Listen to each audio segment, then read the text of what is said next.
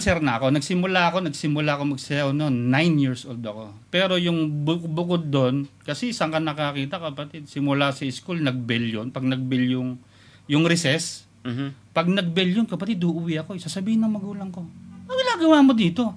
Nag-bell eh.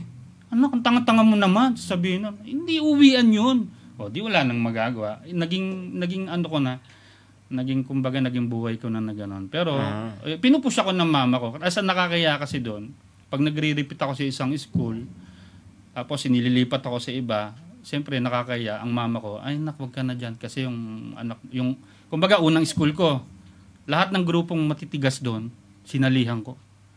Tapos, siyempre, pag nirepeat ako doon, kumbaga, tropa mo na lahat. Hindi pwede yun. Walang mangyayari lalo sa buhay mo. Oo. Totoo.